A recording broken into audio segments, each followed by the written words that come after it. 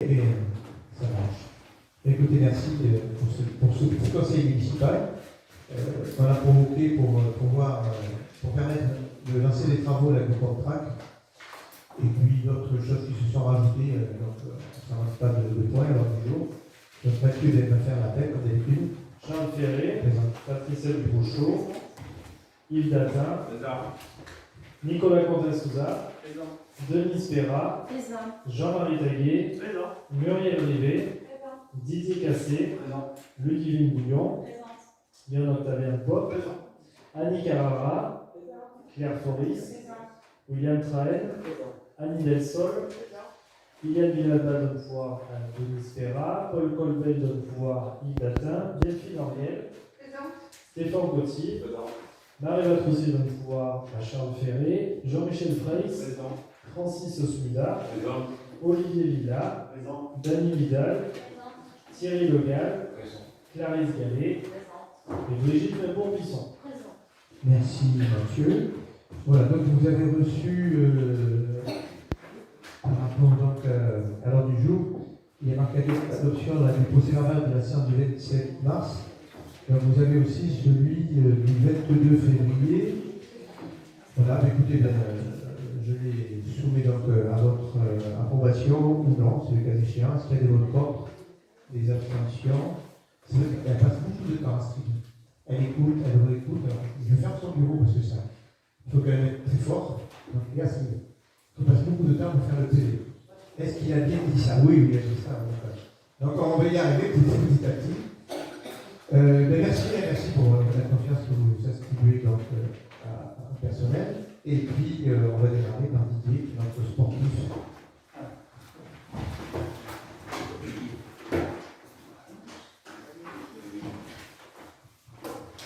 Oh, ça marche.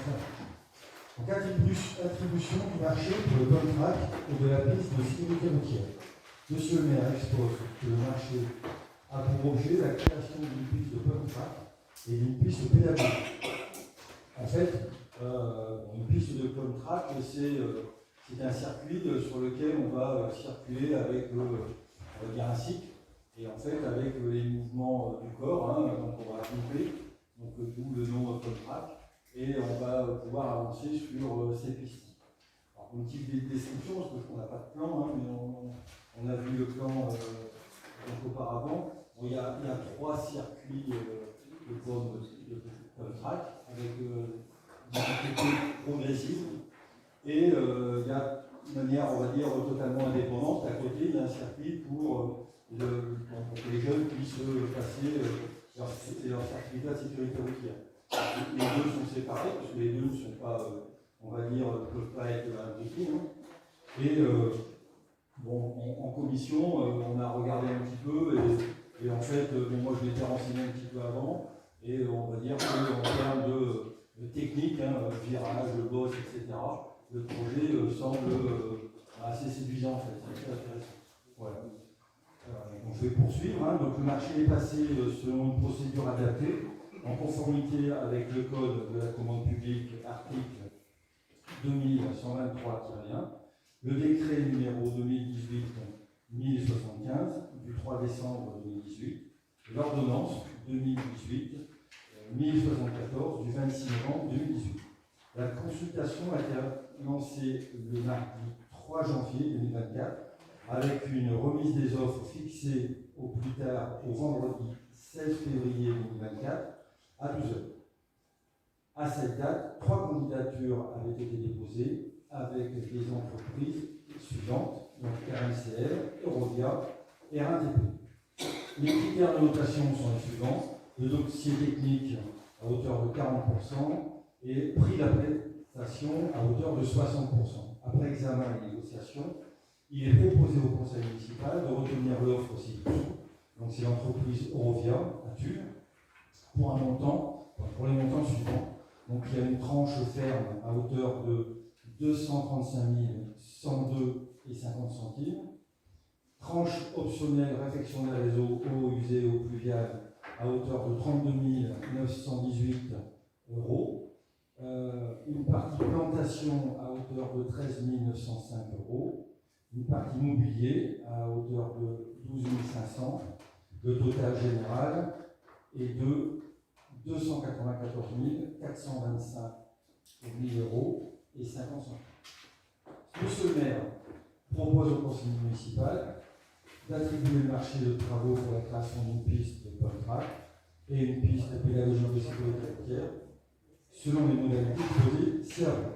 Il est autorisé à signer ces marchés ainsi que tous les documents nécessaires à son exécution. Est-ce que vous avez des questions à poser? Il y avait des soucis du prof de gym là, du lycée. C'est pour lui. C'est pour les parler, oui. Oui, donc il demandait quel était le bureau d'études qui s'accompagnait, parce que dans les 3 offres, là, il y avait une offre où il n'y avait pas de bureau d'études. Donc je t'avais donné les coordonnées, je ne sais pas si tu t'en rappelles, du bureau d'études, pour effectivement travailler sur le profil en long, les profils en travers, les dévers, etc. Donc, ça correspond. J'ai regardé, c'est une boîte qui a fait plusieurs pump-tracks, notamment un pump-track qui est situé, on va dire, donc à côté de Clermont-Ferrand. On s'est renseigné, hein, j'ai pris la tâche de M. Poirier, hein, j'ai vu, hein, et voilà, d'après les exemples et les points de vigilance, hein, c'était ce que j'ai évoqué tout à l'heure, hein, les virages, la complexité des bosses, le fait qu'on puisse avoir plusieurs boucles et passer d'un circuit à un autre. Voilà. Tout à l'heure, je l'ai regardé, hein, je l'ai dans mes documents, mais voilà, c'est pas une entreprise qui a, on va dire, une expérience phénoménale là-dedans, mais je pense qu'il n'y en a pas beaucoup, puisque les circuits comme track, c'est quand même très récent. Voilà, donc ça.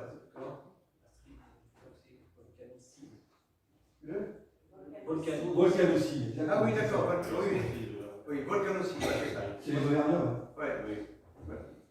Voilà, écoutez, donc c'est bien parti. Puis inauguration normalement à la rentrée scolaire, donc début septembre. Voilà. En fait, la question qu'on pouvait poser, c'était justement parce qu'il n'y a pas eu de commission d'appel d'offres pour le marché, etc. Mais la question, c'était justement sur les éléments techniques, enfin, les critères de choix que vous aviez sur les points sur lesquels vous avez déterminé le choix ferroviaire. De toute façon, on avait le but qui nous accompagnait quand même pour bien évoluer. Le principal point, c'est pas de faire de l'enrobé avec un enrobé un peu spécial quand même, c'est surtout respecter donc, le tracé pour que évidemment, s'il faut pomper, on doit pas aller loin.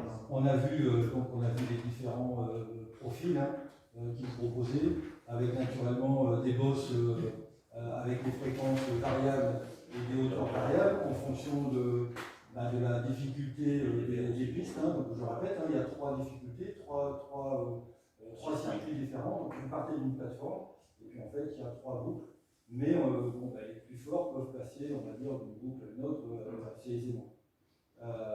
Donc on a vérifié ce genre de choses et je vous dis, le point de vigilance, c'est quand même les virages. Et c'est une entreprise, c'est un cabinet qui fait les virages correctement. Voilà. Et puis après, il y a la piste de sécurité routière pour les enfants. Donc on verra effectivement si on peut travailler avec l'atelier pour récupérer des vélos donc à demeure, puisque j'ai appris toujours au conseil d'école de Rennes que dans les objectifs des enfants, c'était savoir nager, savoir faire du vélo, je crois qu'il y avait... Savoir rouler, c'est les dernières compétences sur laquelle ils ont l'obligation de travailler. Voilà, ils ont même approuvé le niveau 1, niveau 2, et c'est obligatoire donc au cycle 1. Cycle 2 et 3. C'est 2 et 3. Oui. Le cycle 1, on commence à apprendre à rouler. C'est obligatoire. C'est vraiment pas obligatoire encore. La formation est obligatoire, mais l'obtention n'est pas forcément encore possible, parce que pour le permis, on demande à avoir de niveau 2. Ce terrain de track, il faut qu'il soit homologué par une commission de sécurité. Oui. Et on est sûr que ce qui nous a été proposé va respecter les attentes de la commission. En fait, le gros avantage d'Amiens, c'est qu'effectivement, il y a un cabinet qui va accompagner l'entreprise. Ils ont déjà travaillé ensemble. Donc, Ouais, oui, c'est des points auxquels on a travaillé. Après, si la voix ne convient pas, on ne va pas gratter ou Il modifier. y avait eu un terrain pro, c'est une époque à la place de la gendarmerie qui a dû durer 3 mois. Suite aux accidents divers et variés, il a rapidement fermé. Bon, ça avait été bricolé. Ouais, c'est vrai. Bon, ça avait été fait comme ça. Mais bon, après, c'est des termes très techniques, mais c'est vrai que c'est au niveau du revêtement, etc. Il y a quand même beaucoup de règles à respecter. L'idée, il ne faut pas que ça glisse. En fait. Donc, les pentes, donc pour ça, je vous dis, on avait les différents profils. Les brossades, des verres. C'est ça. Donc, en fait, comment l'évacuation de l'eau est faite, voilà, c'est quand même important. Voilà, écoutez, on est sur un avant-première, début septembre, avec votre vélo. Alors, c'est drôle qu'il doit nous gueuler en place. Non, mais tu vas le faire. Pas de problème. Donc, est-ce qu'on peut passer au vote? Donc, est-ce qu'il y a des votes contre? Est-ce qu'il y a des abstentions? Merci. Oui, là, pour, lors à chaque fois, on passe des éditions de parcelles, donc on est très terrier, vous comprenez, avec deux prix différents, suivant la nature du terrain, et pas les fiches de salaire. Alors, deux acquisitions de parcelles. La première parcelle, c'est la parcelle chronique consort WC AH175. Donc, monsieur le maire propose de réaliser l'acquisition suivante. La parcelle AH75 au consort WC d'une surface de 759 mètres carrés pour un prix total de 4 554 €. Donc, monsieur le maire propose au conseil municipal d'approuver l'acquisition de la parcelle AH175 selon les modalités exposées précédemment et de l'autoriser à signer l'acte notarié à intervenir, ainsi que tous documents nécessaires à sa mise en œuvre. Il est précisé que les frais afférents sont à la charge de la commune. Donc, là, pour cette parcelle-là qu'on a à la seconde, vous avez le plan qui est joint au document. C'est des parcelles côte à côte qui se situent en dessous de menu-culture. Donc, ça sera dans le prolongement de tous les verts. Et la deuxième parcelle, alors on va faire voter pour celle-là d'abord. Est-ce que vous avez des questions sur la première parcelle? Alors, juste avec la culture, toujours, là, parce qu'on a la parcelle 176. Donc, l'arrière de la parcelle les intéresse énormément. Alors, peut-être qu'après, il y aura encore une relance. Parce que ça les intéresse, ils font leurs essais de tondeuse et tout ça, comme c'est en herbe, donc ils font les essais de tondeuse. Voilà, ça tombe bien parce que vous avez un conflit avec On va sortir pas comme ça. Oui,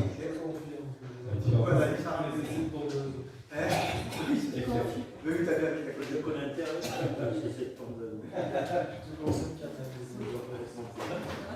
Et est-ce que quelqu'un s'abstient sur ce vote? Qui est contre? À l'unanimité, merci. C'est bien parce qu'on va pouvoir faire des aménagements.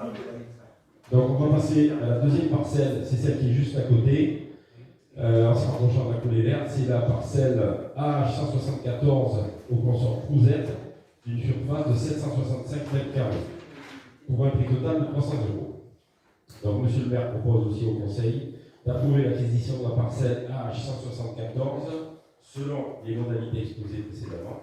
Il autorise à signer l'acte notarié à intervenir ainsi que tout document nécessaire à sa mise en œuvre. Donc, les deux parcelles qui sont juste en dessous, là, en face ancienne gendarmerie. Des abstentions, des contre. Merci. Ensuite, alors Annie, tu devais dire la dit, mais tu ne dois pas participer au vote visiblement. Ah, mais tu peux la dire quand même. Tu peux dire la dit, voilà. Mais tu votes pas. Donc, avis du conseil municipal sur la cession de plusieurs logements par les candidats. Monsieur l'adjoint des finances, expose. Il n'y a pas de micro là, mais là. Mais je parle pas de Non, non. Il y a les tâches ici, on entend tout. Alors, monsieur l'adjoint des finances. Mais pas ça, Monsieur l'adjoint des finances. Il est pas branché. Il est pas branché. Non, il est branché. Ah, oui, ça doit être ça. Monsieur l'adjoint des finances expose quelques candidats à fixer le plan de vente de ces logements sociaux pour l'année 2024 par délibération du conseil d'administration en date du 20 février 2024 comme suit. Donc, Cité Vacherie, année 1935, un T3 de 61 pardon, pour donc un logement pour 50 000 euros. Bouchard, année 1980, T4, 83 mètres carrés, 5 logements, 92 000 euros. Un T5, 94 mètres carrés, 7 logements, 100 000 euros. Les Dahlias, 2007, T4, 89 mètres carrés, un logement, 122 000. Un T4 de 100 mètres carrés, un logement, 135 000 euros. Donc, conformément à l'article 433.7 du Code de construction et d'habitation, la commune, en sa qualité de garant de prêts souscrits pour le financement de la construction de ces logements, doit émettre un avis sur le principe de la vente de ces logements et les prix de vente proposés. Alors, est-ce que vous êtes d'accord ou est-ce que vous avez des questions avant de passer au vote? Une question. Est-ce que c'est les propositions de locataires pour les achats qui a motivé la mise en vente Non, tous les ans, on a un nombre c'est tous les ans qu'on passe, effectivement. on a un nombre de bâtiments à vendre. C'est une estimation des domaines. des plus anciens, des plus récents, c'est... Oui, mais c'est dans le contrat de vente, c'est dans l'objectif des organismes d'habitat, je pense aussi. Et donc, c'est fixé effectivement avec le conseil d'administration. Le locataire en place peut monter à acheter son pavillon, et s'il s'en va, par contre, il va proposer la vente. D'abord au parc, c'est ça. Et après, pour les Dahlias, là, qui sont un peu plus récents, on a encore des emprunts sur ces. Enfin, oui. Le PHLM a encore des emprunts. Oui.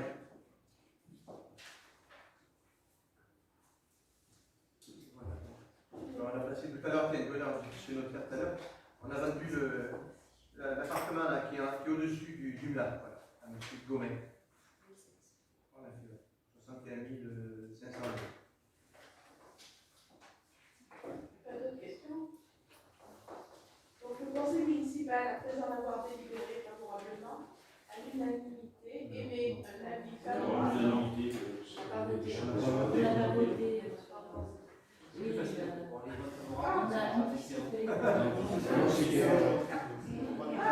oui, je me disais aussi.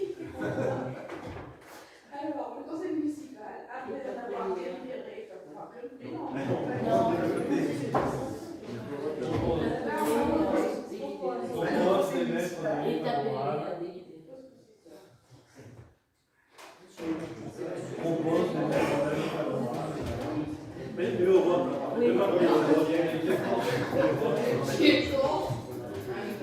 qui s'abstient. Voilà. Maintenant, c'est bon là-dessus. Maintenant, c'est pas les Non, il y en a deux qui ne sont pas. Il y en a 5. Oui, parce qu'à la fois,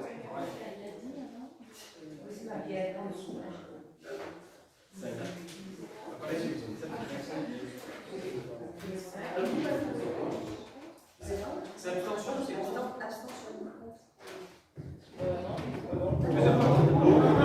tout de suite, c'est comme tu cherches.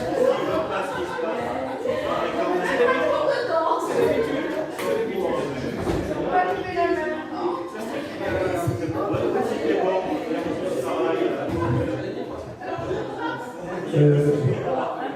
Mais comme ça, c'est le printemps là.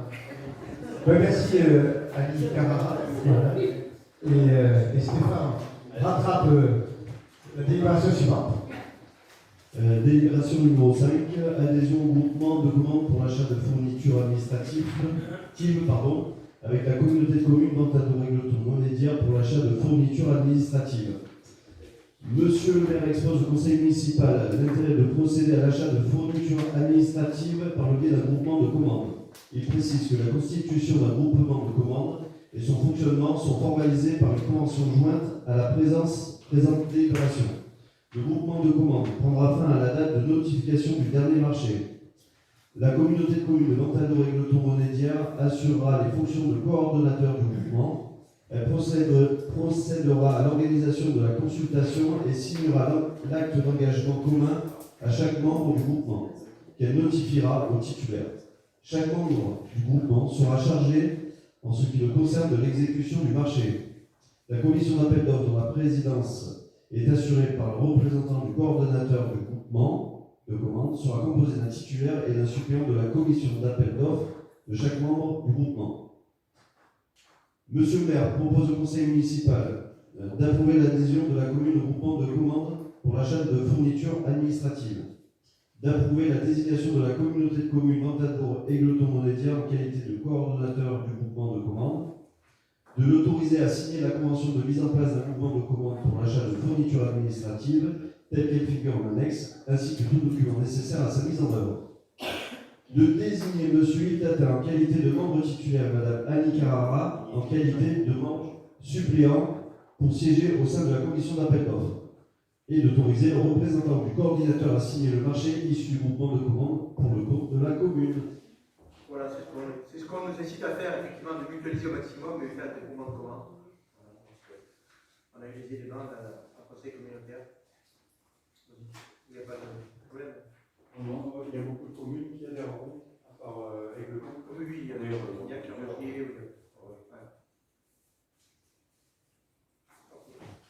Donc, qui est contre? Qui s'abstient? Merci beaucoup.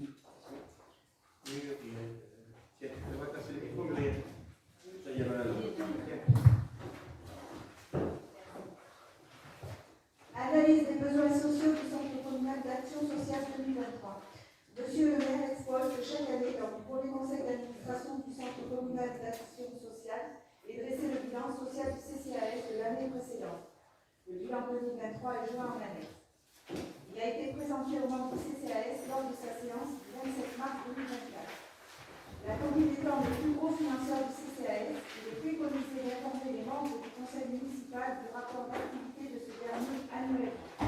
Monsieur le maire propose au conseil municipal de prendre acte du bilan 2023 du Centre communal d'action sociale. Voilà, donc vous l'avez vu, c'est ce qu'on avait présenté la fois dernière. Et qu'on présentera la fois prochaine, une après-midi. J'ai retenu la leçon. Voilà, c'est intéressant parce que donc, il y a les journalistes caritatifs, ceux qui comportent l'Est du Cœur, Emmaüs, et puis les représentants. Donc, ça tourne bien le CCAS. On a embauché donc une jeune fille là, qui a 4 personnes, donc c'est vrai que ça supplée un petit peu Rachel Couder, que ce soit au niveau de la résidence habitat jeune ou que ce soit donc dans le local sous le conseil départemental. Voilà. Donc si vous avez vu, il y a des demandes qui montent figurantes, en particulier la CAF, la CARSA pour le dossier de retraite.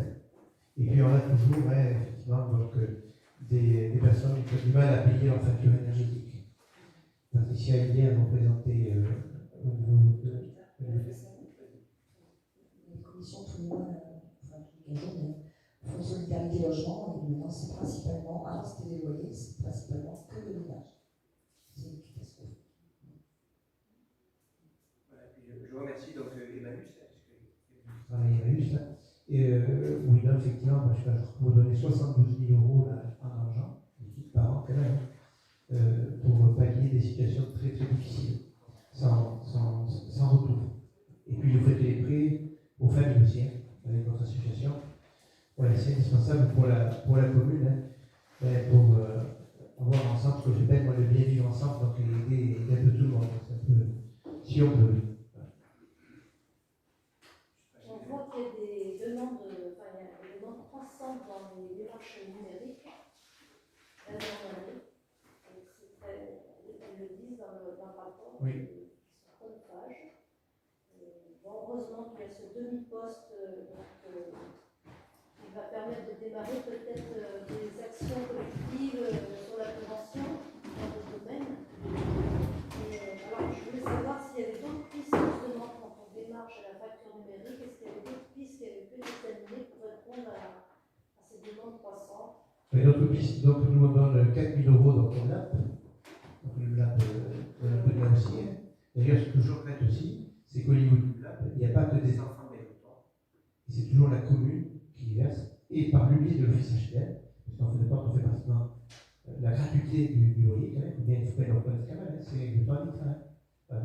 Et donc j'ai souvent dit à Michel Dean, quand même, s'il n'y a pas donc un appel de cotisation des autres collectivités, les personnes. Bien gentil si vous voulez, mais à chaque fois, c'est le temps qui est le précurseur et qui alimente le fonctionnement d'un immeuble, qui répond aussi dans notre facture numérique. Mais il n'y a pas que les personnes âgées, il y a beaucoup de jeunes aussi, hein, qui ont du mal. Donc, c'est pas parce que le téléphone portable et Internet est généralisé que tout le monde s'en sert à bon escient. Ils n'ont pas les équipements. Des fois, c'est un manque d'équipements aussi. Comment? Des fois, c'est un manque d'équipements. Ah oui, mais aussi. Et puis elles ont prévu pas mal d'ateliers. Le dispositif passerelle là, qui est en atelier, est plein de ski. Il n'y a pas eu lieu et elle a arrêté pour un bon moment, donc on ne sait pas du tout quand c'est pour moi. Mais bon, Florine et Mélodie, ils ont beaucoup d'idées, donc ça pourrait être un autre sujet la prochaine fois. Si je peux faire une observation, donc c'est toujours intéressant de lire ces documents. Après, pour moi, ces documents, ça doit être une annexe annuelle à une analyse des besoins sociaux rédigée en début de mandat. Ces documents, ils sont quand même assez reconnus. Et donc là, c'est un appel du pied, parce que le mandat arrive dans son dernier ligne droite, on va dire. Donc si d'aventure certains d'entre nous étaient renouvelés dans nos honorables fonctions à l'avenir, je pense que c'est un sujet qu'il faut vraiment, dont il faut s'emparer dès le début de mandat, et l'analyse des besoins sociaux peut faire l'objet d'une commande, comme on a recours à de la maîtrise, à de l'assistance à maîtrise d'ouvrage pour des réseaux d'eau. On peut aussi commander des ABS, on va dire, à des spécialistes du sujet. Parce que c'est vrai que c'est intéressant, mais quand je trouve que ça manque encore de précision. Par exemple, les non-francophones, qu'est-ce qu'on fait pour les non-francophones? Parce que c'est un besoin social, l'apprentissage du français. Qu'est-ce qu'on fait pour le handicap? Voilà, il y a quand même énormément de sujets qu'on pourrait trouver dans un document au début de mandat, 60-70 pages.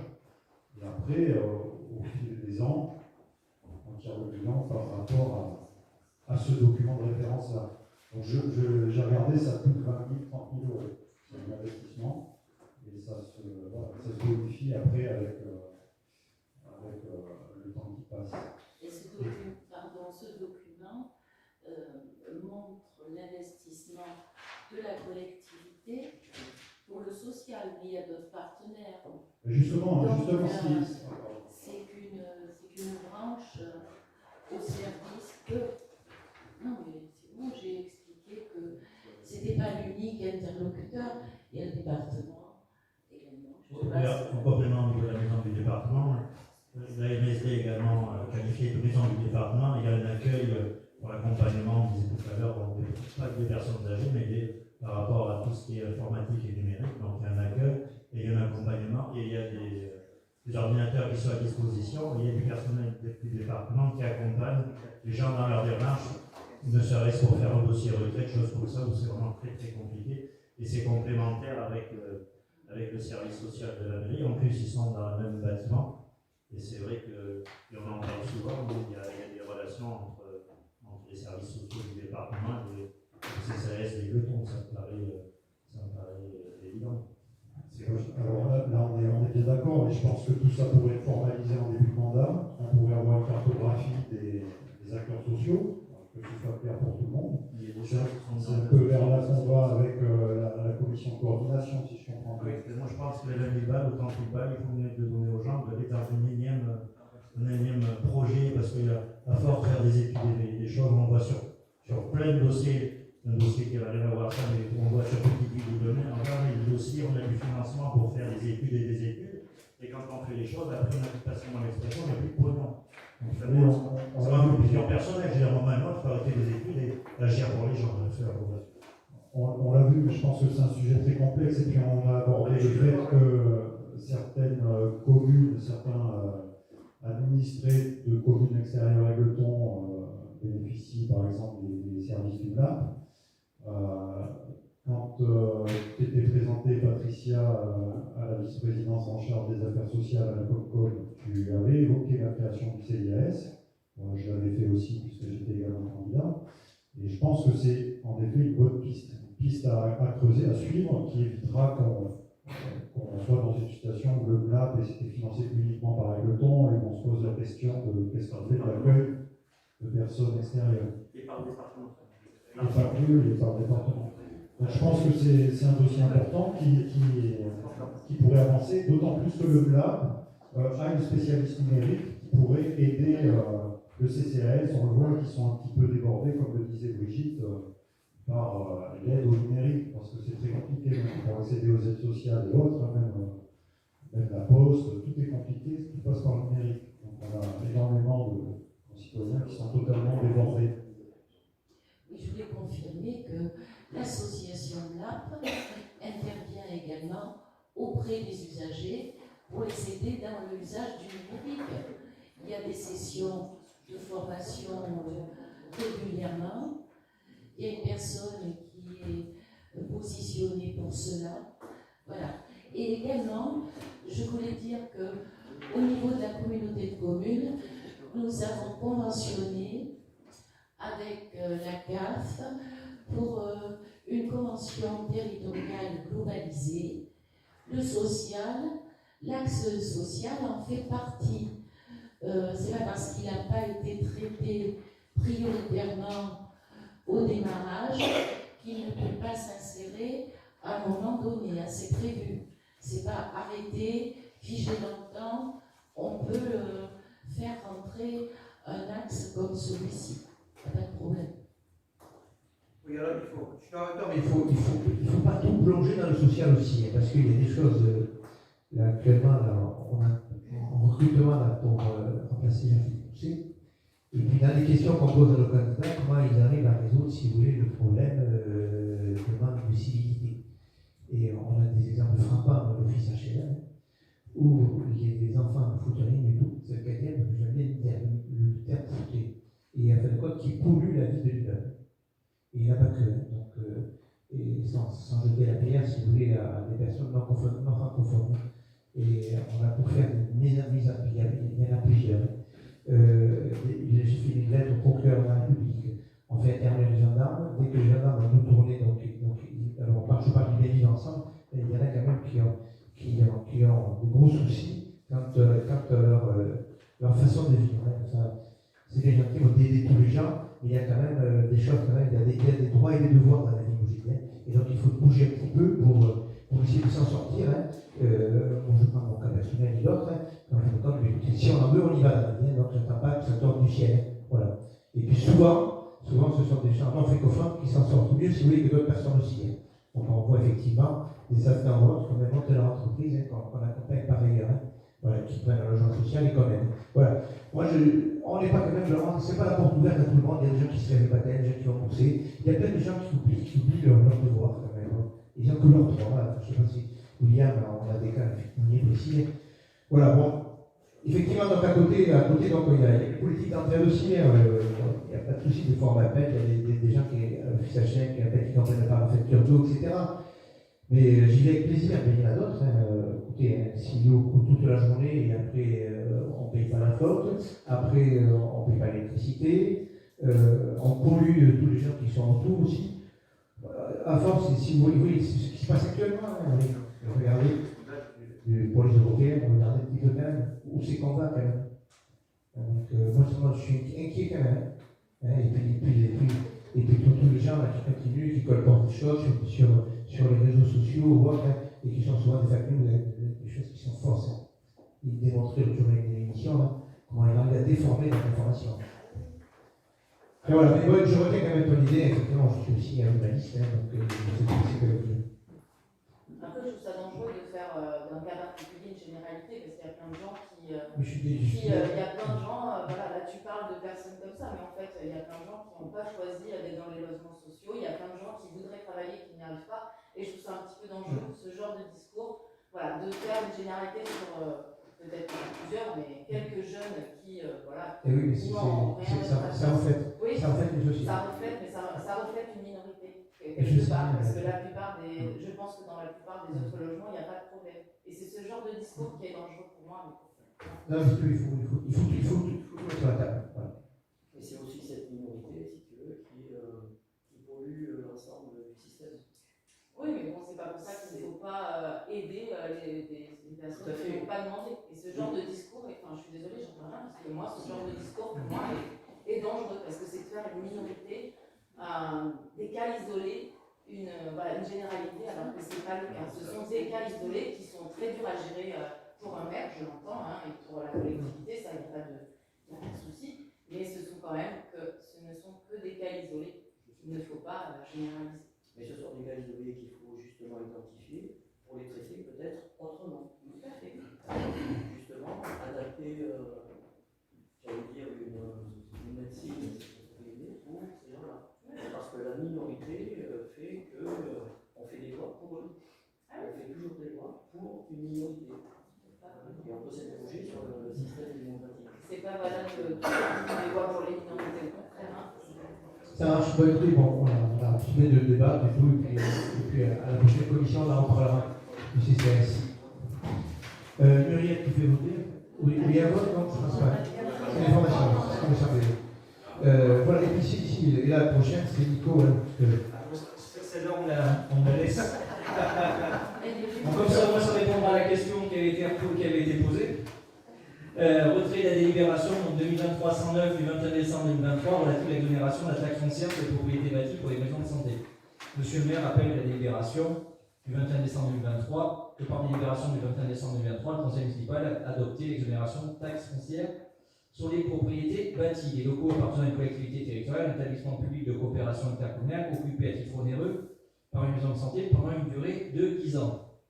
Donc en vertu du par courrier du 18 mars 2024, la sous-préfecture nous a indiqué qu'en vertu de l'article du Code général des impôts, les communes et les établissements publics, les EPCI, à fiscalité propre, peuvent, sur délibération, exonérer les taxes foncières sur les propriétés bâties et locaux appartenant à une collectivité territoriale ou à un EPCI occupé à titre onéreux par une maison de santé mentionnée à l'article L. 6323-3 du Code de la santé publique. Pour bénéficier de cette exonération, les locaux doivent satisfaire cumulativement aux trois conditions suivantes: appartenir à une collectivité territoriale ou à un EPCI, être occupé à titre onéreux, être occupé par une maison de santé. La première condition n'étant pas remplie, on ne peut voir appliquer cette exonération. Monsieur le maire propose à l'Assemblée de retirer la délibération, donc 2023 109 du 21 décembre 2023, donc une question qui avait été soulevée derrière. C'est quelque chose qu'on avait tenté, même si c'était un petit peu compliqué à mettre en œuvre, et la sous-préfecture nous a confirmé que ça ne pouvait en effet pas être mis en œuvre. Donc monsieur le maire propose au conseil municipal de décider de retirer cette délibération et de charger de notifier ces décisions aux services préfectoraux. Je ne sais pas s'il y a des remarques, parce que j'ai déjà signalé que vous aviez... On peut tout voter contre. Alors, juste une observation. Pour que vous ayez carton plein des votes à l'unanimité, on votera pour, évidemment. Et puis, on vous suggère de vous écouter avec attention quand on formule des observations, parce que ça nous aurait évité ce petit contrôle. Oui, c'est pas gênant, d'autant plus que moi j'étais content, parce que ça permettait de limiter les loyers. Je leur dirais à la maison médicale, voyez, je vais vous faire un cadeau, et bien l'opposition a décrété que vous n'avez pas droit à l'exonération, et vous allez les voir, et ils vont vous tirer les oreilles, tout à fait. Et c'est ce que je vais dire à la prochaine réunion avec l'acteur médical. C'est une fake news. T'as raison. Voilà, merci pour l'unanimité. Alors il y a une décision du maire, on avait parlé d'apéro. Alors, on a vendu matériel mascotte, on a pris là, ah oui, c'est la décision, pour 800 €. On a renouvelé les trésoreries pour un montant de 500 000 €. On a contractualisé un emprunt de 100 000 € auprès de la Banque Postale pour le budget de l'eau. Et même chose, un emprunt de 800 000 € auprès du Crédit Agricole Centre-France pour le budget municipal. Voilà, donc les taux ont tendance un petit peu à diminuer. Donc, les emprunts seront débloqués en cas de nécessité avec le taux qui s'appliquera donc au mois venu. Voilà pour les décisions. Ensuite, il y a une partie questions diverses. Il y a des questions diverses. Ouais. Allez, oui. Je voudrais savoir quelle suite va être donnée à la demande qui a été formulée par les élèves de 3e du collège et de leurs professeurs lors de la journée des droits des femmes à laquelle nous avons été invités. Ils ont donc mis en valeur, en avant des femmes qui leur semblaient très importantes. Et ils avaient formulé la demande que l'espace public de la commune de Thon soit réservé à une de ces femmes qu'ils ont mis en valeur. Donc, il n'y a pas d'urgence, mais je pense que ce serait bien qu'on puisse leur répondre favorablement. J'ai regardé sur le plan de la commune, et on en avait parlé de cette réunion. On a la rue des écoles, qui pourrait porter éventuellement le nom d'une femme, la place de la gare du boulevard du Stade, sans parler de la route de Saint-Thierry, de Soudeille ou du Sel. Je pense que sur ces trois exemples-là, on peut peut-être étudier leurs propositions et essayer de répondre favorablement à leur demande. Nous, de notre côté, nous y avons réfléchi. Nous avons constaté que l'école de Benne n'a pas de patronyme. Donc, on pensait dans un premier temps reconnaître un nombre de ces femmes qui nous ont été présentées pour une école. Voilà. Et on s'orientait vers le nom de Simone Veil. Peut-être. Donc, ce qui n'empêchera pas par la suite. Moi, j'étais ravie d'assister à cette petite manifestation parce qu'ils ont mis du cœur, les enfants. Tout à fait. C'était un très bon exercice. Ça leur a servi d'exercice pour le brevet. Donc, il y avait un double intérêt. C'était très bien. Et entre femmes, c'était très bien. C'est pour ça que je suis pas.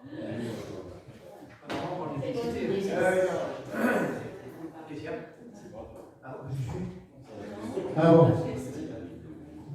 Quelques petites questions également. J'ai écouté avec attention le dernier conseil municipal. Vous avez évoqué le prix de l'eau et un rééquilibrage entre la facturation du service d'eau potable et celui de l'assainissement. Je voulais juste faire remarquer qu'on a 117 maisons qui ne sont pas raccordées à l'assainissement. J'ai bien pensé dans toi. Je me fais en porte-parole. Donc voilà, c'était pour le signaler, c'est dans vos réflexions, vous n'oubliez pas ça. Non, de toute façon, on a un MO, on fera des signations. Autre chose, j'ai vu passer dans les actualités la fin des ZRR, zone de revitalisation rurale. Je ne sais pas si. Alors, je ne sais pas l'impact que ça peut. Ah oui, oui. Je ne sais pas l'impact que ça peut réellement avoir pour les collectivités territoriales. Et d'un point de vue, on va dire, fiscal, les ZRR sont supprimés et remplacés, je crois, ça doit s'appeler des ZRD, si je ne dis pas de bêtises. Des FRR. Pardon, ZRD existe aussi, je l'ai perdu la nouvelle.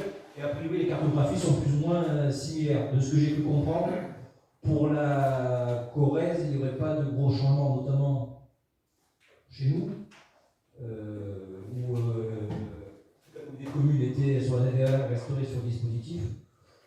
Donc après, je n'ai pas forcément dessus d'inquiétude particulière par rapport à ça. Et après, il y a deux types, il y a les ZRR renforcés et les ZRR simples. Je suppose qu'il faudra avoir la cartographie qui s'applique à partir du 1er juillet, mais je ne pense pas qu'on ait un gros impact là-dessus.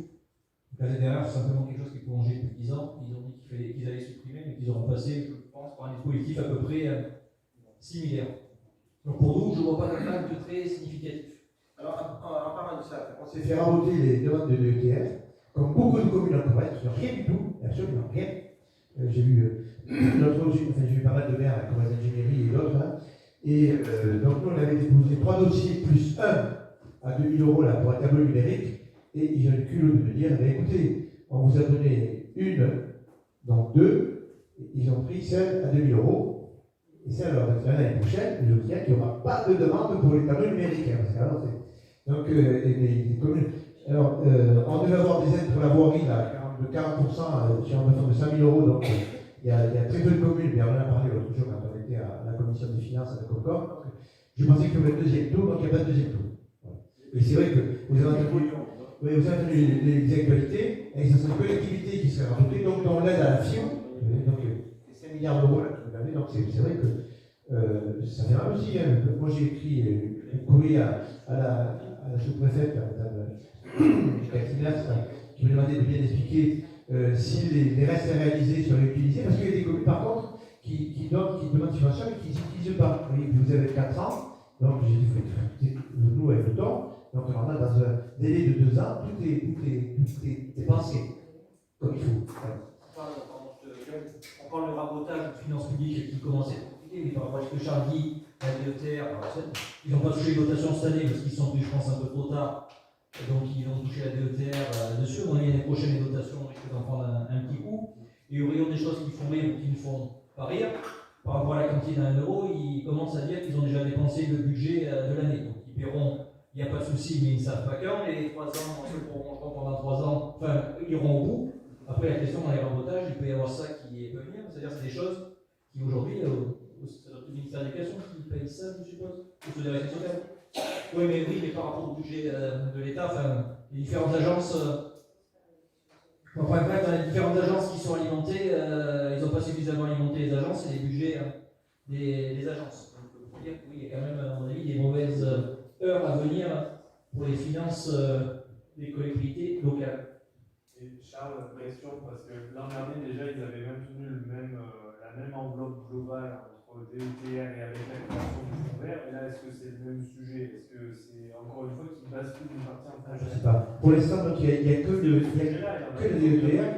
Et sur le fonds vert, on j'attends avec impatience parce que nous on a demandé pas mal d'aide au niveau de la communauté commune pour les OM, pour les colonnes et d'autres points. Donc ça, ils donneront ce qu'ils auront donné à la DETR. C'est-à-dire, en fin de compte, si y a une enjeu de 2 millions, si on dépasse 800 000 euros, il sera plus que 200 000 euros pour le fonds vert. On n'a pas le retour encore pour le fonds vert. Et ça m'inquiète drôlement. Voilà, bon. Dernière petite question au sujet d'agence.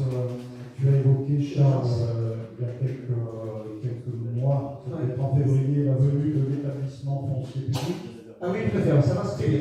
Ça va très bien. Est-ce que tu peux nous. Ah oui, mais je peux avec certitude. Donc notre dossier a été validé lundi, avant-hier, donc au directoire régional pour la friche industrielle anciennement STAG. Donc la DIA est fixée, donc on partira sur le prix de la DIA. Enfin, c'est l'EPF qui est l'intermédiaire de la collectivité. Voilà. Donc la DIA est aux alentours de 400 000 euros, donc on est parti là-dessus. Donc c'est eux qui vont faire la négociation. Ils ont des bureaux d'études spécialisés pour voir quel est on peut donner donc à ce bâtiment. Nous, au niveau de la commune, il faut qu'on garantisse au moins 100 000 euros, là, parce qu'il faut quand même des garanties, si vous voulez, par la suite, quand tout sera fait. J'en ai parlé déjà donc, à Egleton Habitat et à Action Logement, pour voir après si on peut faire du logement intergénérationnel, pour faire ce que j'appelle du logement intermédiaire, on ne recherche pas du logement social, si vous voulez, avec des PLS ou des PLI. Voilà, donc c'est bien parti. Et logiquement, si tout se passe bien, donc je pense qu'avant la fin des mandats, dans un an, je pense que tout sera détruit. Sera démoli ou détruit. Voilà, donc c'est un gros point pour Egleton. En plus, avec la loi ZAN, le responsable là, de l'EPF, de l'Aquitaine, c'est le fils du docteur Vidal. Je ne sais pas si vous le connaissiez, donc le dermatologue. Voilà. Donc il est venu visiter, on a fait le tour, il a dit c'est vraiment le type de projet qui va pile poil là, dans leur cahier des charges, hein. Donc surtout en centre-ville, et puis vu l'immensité et la hauteur des constructions, donc ça va tout à fait, et puis on peut faire quelque chose de super si vous voulez, en désimperméabilisant, démolissant. Le point de vue qu'on a donc à ce niveau-là, c'est quelque chose d'exceptionnel. Voilà. Je pense qu'on va arriver à notre but, hein, pour voir après.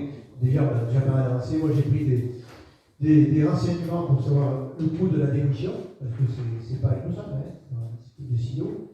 Alors, il y a quand même pas mal de matériel. Donc, on va voir si on peut négocier la vente du matériel à part avec l'EPF. Voilà. C'est pas des paroles en l'air, donc ça suit son cours. Et puis, on va y arriver. Puis ça permettra, si vous voulez, de donner un autre cachet à la vie au niveau des photos aériennes, et puis quand on fait des vues, c'est juste en face.